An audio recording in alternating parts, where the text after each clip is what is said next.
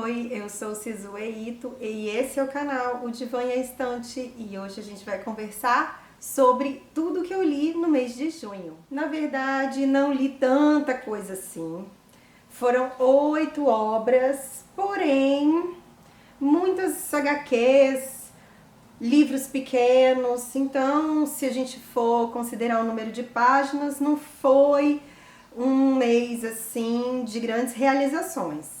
Tenho lido livros menores ultimamente, porque tô coordenando, né? Tô mediando grupos de leitura e esses grupos têm um número máximo de páginas que essa curadoria que eu tenho feito recomenda. Então eu tenho me dedicado a leituras de livros menores ultimamente para selecionar esses livros para o clube e acabo me restringindo então a livros com no máximo 200, 250 páginas ultimamente. Enfim, é o que o trabalho tem exigido e vamos em frente porque também são ótimas leituras. Eu sinto um pouquinho mais de falta ultimamente de ler livros de fôlego, mas quem sabe agora no mês de julho eu consigo fazer isso. Vamos começar com as leituras que eu fiz então, tá tudo meio fora de ordem, mas vou falando pra vocês. Eu comecei a ler Boa Noite Pum Pum, que é um mangá de Inio Asano que eu tinha muita vontade de ler. E assim que ele foi lançado, assim, eu perdi o timing e depois, recentemente, foi lançado novamente, né? Foi reeditado e aí agora estou comprando direitinho a cada novo lançamento para ler integralmente. Então nós temos aqui esse personagem, né, que é o Pum Pum, e que ele é da família, né, Pum Pum. Ele tem um pai e uma mãe, ele é filho único e ele vai à escola, ele é um adolescente, né, ó, ele tem aqui, ó, ele na escola com o professor, ó, tem colegas, essa aqui é uma amiga dele muito querida, que se chama Aiko Tanaka, é uma menina que acaba de entrar na escola e ele fica encantado com ela, ele vive um apaixonamento por ela. Esse mangá é um mangá bastante sensível, né, aqui é a capa. Bastante sensível, fala de muitos temas muito delicados, né? Fala sobre a depressão, fala sobre violência doméstica, isso é uma das coisas que acontece, né, na casa do Pum Pum. Essa menina, né, a amiga do Pum Pum, ela cria uma relação de dependência bem grande com ele, então ela acaba se envolvendo com ele de alguma forma, né? Entre amizade e um amor adolescente, começa a se desenvolver uma relação que a gente fica questionando, né? Se é uma relação saudável, vamos chamar assim, né? Se é uma boa forma de se relacionar. Essa menina também, ela tem uma mãe muito religiosa, então ele aborda muitas questões muito sensíveis, muito delicadas. O pai do Pum Pum vai embora de casa. Então, gente, eu tô falando aqui algumas coisas para vocês terem uma noção da dimensão, da profundidade das temáticas que esse mangá aborda. Fala também sobre sexualidade, eles têm um grupo de amigos, né? O Pum Pum tem outros meninos que são amigos e um desses meninos tem um pai que é alcoólatra, que teve uma situação de decadência, né, no trabalho, decadência profissional e começou a beber. Então, assim, gente, é só tristeza, é muito problema aqui, que são problemas da realidade, né, da vida. Eu acho muito interessante a leitura, né, mas deve ser indicado com cuidado. Meu primeiro olhar seria indicar esse mangá para adultos e depois que o adulto lê, identificar se ele poderia ser indicado para o adolescente da casa, né? Se não há nada aqui que poderia ser sensível para para esse adolescente, porque temos temas aqui bem sensíveis. Mas estou adorando, vou ler o volume 2 provavelmente agora em julho e devo ler um volume por mês. Eu li também em junho O Talentoso Ripley, de Patricia Highsmith. Esse livro aqui é uma história de suspense psicológico, é assim que eu nomearia. Nós temos o protagonista, que é o Tom Ripley. O Tom é um jovem adulto, né? Um homem que eu imagino ter cerca de quase 30 anos, não sei dizer exatamente, mas ele vive de aplicar alguns golpes, pequenos golpes nas pessoas, né? É um grande enganador, né? Um grande mentiroso, um grande golpista. E aí, num dado dia, ele é seguido por um senhor. E esse senhor diz a ele, faz uma proposta para ele: você conhece o Dick? E ele, então, sim, conheço. Aí o cara, né, esse senhor, diz que o Dick é o filho dele, que foi viajar, que está na Itália e que ele gostaria que o Tom, então faz uma proposta para o Tom: você gostaria de viajar e encontrar o Dick lá nessa viagem, tentar convencê-lo de voltar para casa? E o Tom, né, grande golpista, vê aí uma oportunidade de viajar, né? Esse homem pensa que o Tom é um cara com outras origens, né? Com mais educação, né? Outras origens, que tem outra capacidade financeira também. E aí faz essa proposta. O Tom sequer conhece o Dick, mas diz que conhecia. Esse homem faz uma associação de informações aí, enfim, e faz essa proposta, e o Tom aceita então. E viaja então para essa cidade litorânea onde o Dick está, para convencê-lo, ou não, a voltar para casa dos pais. E chegando lá, ele tenta, né, encantar o Dick, se aproximar, tornar-se então amigo, porque ele não era amigo. Ele precisa tornar-se amigo do Dick e algumas coisas então passam a acontecer, né? Acontecem a partir dessa relação, desse encontro, e o livro vai tecendo uma trama muito complicada, muito psicológica, muito intensa, muito denso e interessantíssimo, né? Eu achei assim, a parte inicial do livro eu achei mais lenta, mas o meio do livro tem uma trama, né, que é bem amarrada, e eu espero ler o segundo, né, o segundo livro, que é o Ripley Subterrâneo. O Caio leu, disse que é muito interessante, que esse personagem se desenvolve um pouco mais, se aperfeiçoa, ganha novas tintas, né, da autora, e eu quero ler, não sei ainda quando, mas esse aqui foi uma ótima leitura, foi do nosso projeto Nós Três em Resenha. A gente vai gravar um vídeo exclusivo sobre este livro.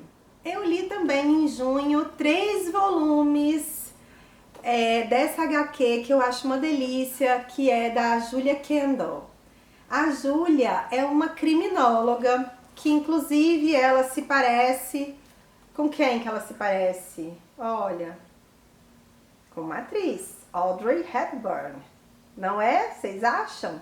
Tem mais ou menos um ano que eu parei, né? Fui fazendo a leitura, parei no livro, né? Na HQ número 7, e aí eu precisava retomar, queria muito retomar, mas fiquei assim...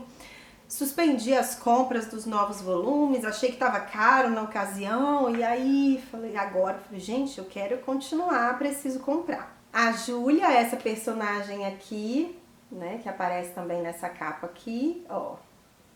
Ela é muito conceituada, ela é uma professora e ela é uma contratada da polícia, né, como consultora para ajudar a desvendar crimes. Ela também é contratada por pessoas, por civis, digamos assim, né, para ajudar em determinadas investigações. Ela é órfã, né, já é uma mulher adulta, madura, mas ela não tem os pais, não foi criada pelos pais, foi criada por uma avó que cuidou dela, né, e que agora está numa casa de repouso, porque essa avó prefere viver lá, e ela mora na casa que originalmente era da família, e ela tem uma irmã também, e essa irmã é um pouco sumida nessas HQs, né? É uma irmã que a gente sabe que existe uma certa dificuldade, foi uma irmã que sumiu, que não é muito presente, e a gente em algum momento aqui acho que essa irmã deve aparecer. E ela tem uma funcionária que trabalha na casa dela, que é uma pessoa que cuida muito dela, né? Cuida muito da Júlia e é uma pessoa muito interessante, muito engraçada, e essa HQ faz muitas referências a músicas e a outras, né, a outras obras também, a filmes, e muitas vezes com esta personagem, que é a personagem que trabalha na casa dela.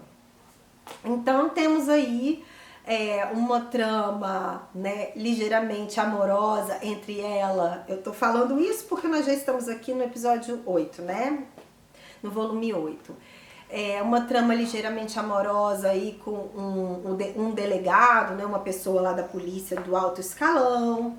E eles vivem em conflito, né? Discutem, brigam muito, e é aquela coisa, né, de terem de terem uma implicância um com o outro que no fundo é um interesse mútuo, mas isso também não se apresentou concretamente na história.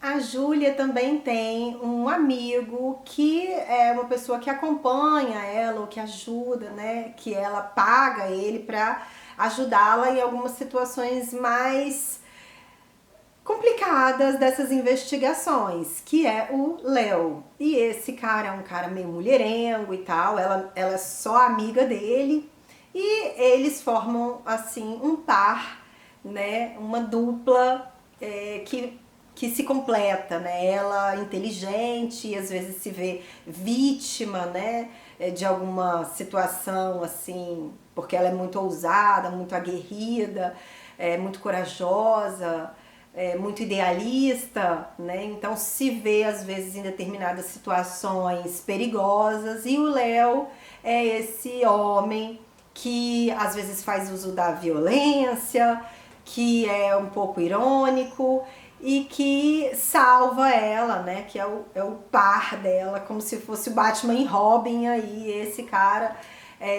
complementa essa falta, né, que a Júlia tem, né, que seria, eu acho que da força física, né, ele faz esse papel aqui.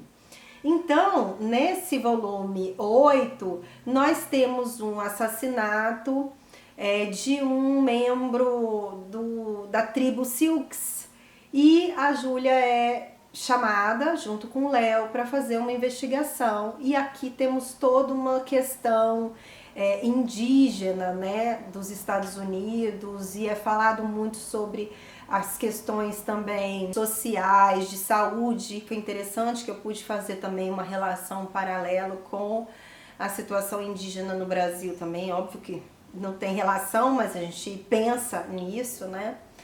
Porque fala aqui também do alcoolismo, fala dos suicídios, fala dessa falta de registros, né, sobre a situação econômica e social desse povo, né? Então, assim, foi bem interessante ter lido. E aí, a trama toda se passa em um único volume, né? Bem interessante, não vou contar pra vocês, porque se vocês forem ler, vocês vão ter oportunidade. Mas acontece uma coisa aqui com a Júlia, né? Uma relação aqui que eu achei bem interessante, foi uma novidade pra mim. Uma coisa mais afetiva, né? Vamos chamar assim, mas não quero dar spoilers. Então, nesse volume 8, a gente teve essa trama. Lembrando, gente, que essas HQs, elas foram originalmente escritas por Giancarlo Berardi, que é um artista italiano. Então elas foram lançadas em 1999, eu creio, pela primeira vez, e aqui é uma reedição da editora Mitos, tá? Se vocês tiverem interesse.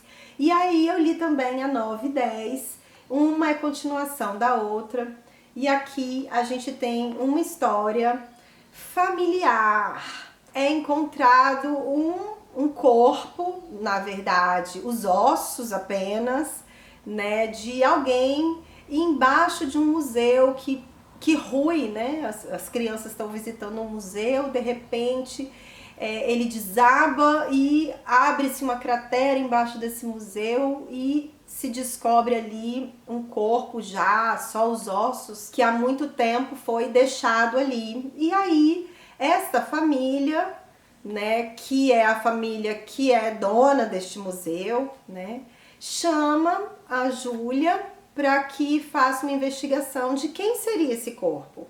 E em paralelo, a própria polícia também pede ajuda dela e ela fica meio em conflito. Será que há conflitos de interesses?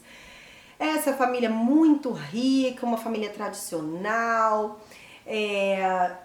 também tem essa questão, né, de todos os irmãos, uma trama entre irmãos, e ela parte então para descobrir de quem é esse corpo e que história é essa que guarda, né? Que segredo é esse que guarda essa família. Então esses 2 volumes, né, que se chamam o 9, Ecos do Passado, e o 10, O Ex-Combatente. Ela desvenda então esse mistério. Eu acho, gente, esses HQs aqui uma delícia, uma delicinha. E eu acabo lendo quando eu tô num intervalo entre um livro e outro, eu pego elas, ou quando eu tô já com sono, perto da hora de dormir, tô muito distraída para pegar um romance, aí eu prefiro pegar uma HQ, que eu leio um pouquinho, tem esses elementos visuais que me ajudam também na interpretação, rende bem a leitura, então eu gosto muito, né? Então aqui, ó, esse mês eu li essas 3 da Julia Kendall e li esse mangá, né? Então li bastante entre HQs e mangás. Eu li também este livro aqui, O Pai da Menina Morta, de Tiago Ferro. Vou mostrar pra vocês, né, o rostinho desse autor, do Tiago, ó.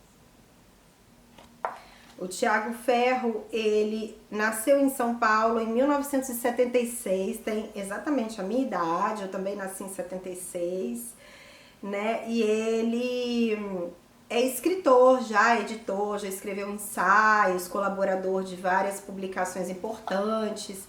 E pelo que eu li aqui, ele tem uma história de vida muito difícil, ele perdeu a filha e este livro é sobre um personagem que perde a sua filha com 7 anos de idade, né? É um homem, esse protagonista que nós temos aqui, né? O pai, esse pai da menina morta é este protagonista que fala nesse livro em primeira pessoa, né? Esse homem, então, já começa o livro fazendo uma elaboração dessa perda muito difícil, muito traumática que ele viveu.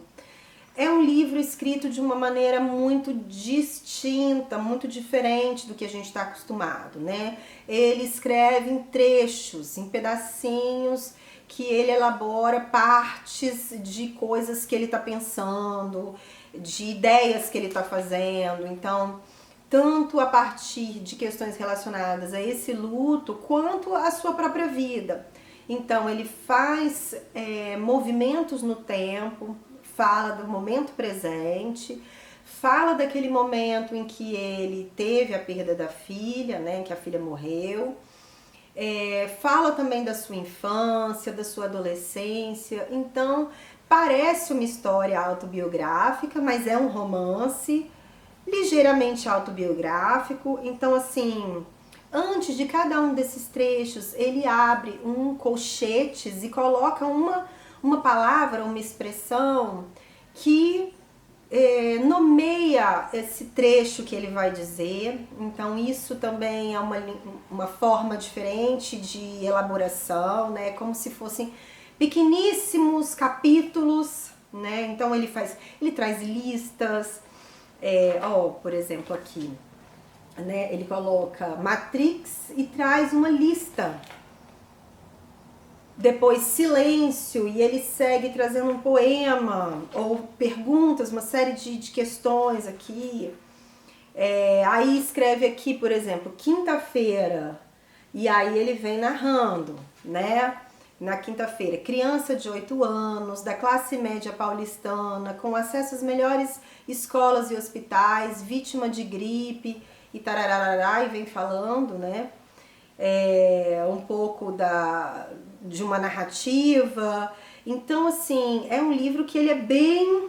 Tem momentos que ele traz até, alguns desenhos, porque ele traz elaborações sobre expressões. Então aqui, céu, substantivo masculino, e aí ele elabora o que é céu. Então, gente, é um livro bem diferente do ponto de vista narrativo, muito difícil, doloroso, porém ele não prende, né? Assim, como ele tem esses respiros narrativos, a gente não mergulha, não se aproxima tanto desse personagem, não cria esse elo, esse vínculo, apesar da gente estar sentindo, né, esse sofrimento que ele está vivendo, que ele vivencia. Não dá para fazer essa conexão tão intensa, porque a gente vai aos pulos, né? Eu achei um bom livro, eu gostei muito, mas senti um pouco que ele não tivesse sido narrado de outro modo, mas isso também é uma questão muito particular minha. Eu acho que essa é a forma como o autor resolveu elaborar, né? E aqui ele conta a história, por exemplo, também da perda, né? Do casamento, né? A partir da morte da menina, o sofrimento que a mãe vivencia e ele perde, né? O casamento. Fala também da tentativa de outras relações que ele tenta firmar depois da morte da filha, né? Fala muito também de como a sociedade vê, né, o luto, mas isso em forma de romance. Um romance desse jeito que eu disse pra vocês, gente. É um romance bem diferente. Às vezes uma elaboração que parece um ensaio, outros momentos ele abre um colchete e fala só uma frase, né? Quando me esqueço da dor, eu me afasto da minha filha, por exemplo. E aí, enfim, é uma linguagem nova, recomendo, mas é diferente. Se vocês querem algo novo, temos aqui no Pai da Menina Morta. Temos aqui uma delícia, uma maravilha, né? Que eu fiz um vídeo exclusivo, vou colocar o card aqui, que é João Maria Matilde, de Marcela Dantes. Esse livro aqui eu fiz, né, um vídeo porque eu fiquei muito encantada por essa leitura, um livro curtinho, lançamento. Temos a história de Matilde. Matilde é uma mulher de 37 anos que um dia recebe um contato, né, tá vivendo sua vida, ela é tradutora, a mãe dela tem Alzheimer, ela é filha única e tá numa casa de repouso, ela visita a mãe, ela tem algumas questões, um sofrimento muito grande, porque ela nunca conheceu o pai, ela não sabe quem é o pai dela, e um dia ela recebe um contato de um Pedro Cruz, dizendo que o pai dela morreu recentemente, que ela precisa ir a Portugal, porque é exigida a presença dela para que seja lido o testamento,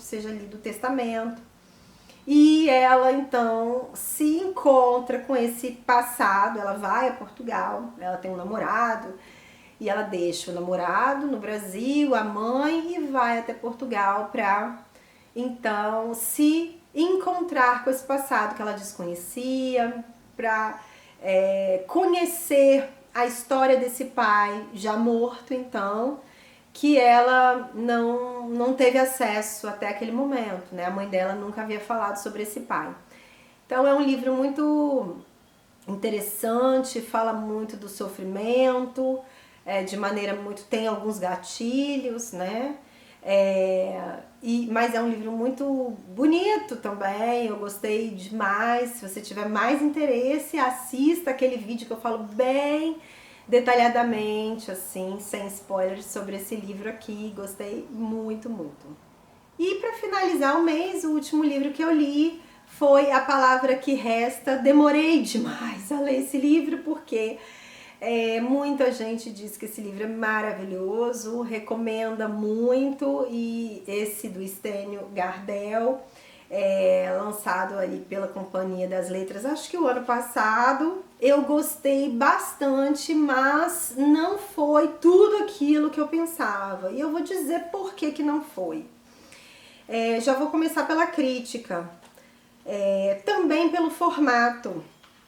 É um livro que ele não tem muita pontuação, que ele não diz muito quem está falando, que ele vai num fluxo de pensamento muito desorganizado. Eu acho que é essa palavra que eu posso usar aqui. Para mim, eu achei um pouco desorganizada a forma de expressão desse autor. E eu achei o enredo muito interessante, muito bonito, muito sensível, mas eu senti que às vezes eu ficava sem compreender direito, eu tinha que voltar um pouco, que algumas coisas se perdiam pela minha incompreensão de quem estava falando, do que estava se passando. E eu tô relativamente acostumada a leituras um pouco não convencionais, mas eu achei que nessa obra aqui a gente perde um pouco do conteúdo pela forma, né? Eu acho que a forma comprometeu o conteúdo.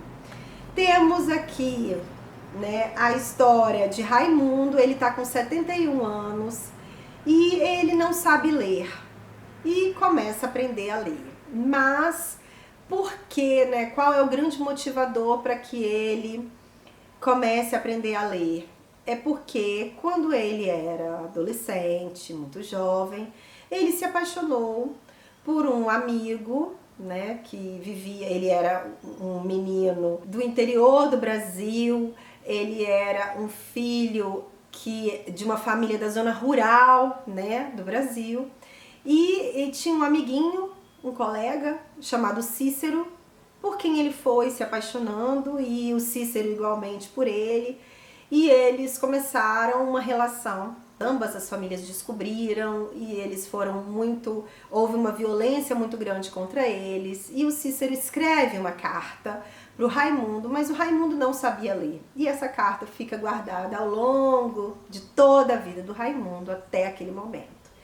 Então a gente tem aqui uma história do Raimundo contando seu cotidiano naquele momento, contando também um pouco do que viveu no momento que saiu da cidade e veio, e contando também a história do que ele viveu, do amor que ele viveu com Cícero. Então também temos uma variação temporal, né, indo e vindo, e a gente vai entendendo aqui, ou não. Algumas vezes eu não estava entendendo muito bem de que momento ele estava falando, né? Se ele estava falando do presente, se ele estava falando de um passado recente, de um passado mais remoto. Fiquei um pouco confusa, principalmente com o passado recente e o presente. Me deixou um pouco confusa esses momentos. Porque o Raimundo era um homem que foi bastante violento também com homossexuais, né? Ele fazia uso de serviços de garotos de programa, coisas assim, mas tinha uma relação muito difícil com essas pessoas, né? Então, até pela não aceitação de si mesmo, né? Então é um livro que vai elaborando essas questões de uma maneira muito linda, muito delicada e eu imagino, né, penso que muito concreta, muito honesta, muito real. Então, gostei muito do enredo, achei bem delicado, sensível, bonito, mas acho que essa forma do livro me confundiu um pouco. Eu acho que eu perdi algumas coisas que eu não gostaria de ter perdido, né? Eu gostaria de ter aproveitado o livro integralmente, entendido ele completamente, e eu achei um pouco confuso. Mas recomendo, gente. É uma temática importante, interessante, é um livro bonito e é isso. Então, encerramos aqui todas as leituras do mês de junho e força agora, porque julho temos muito mais. Espero que vocês tenham gostado. Um beijo e até a próxima. Tchau, tchau!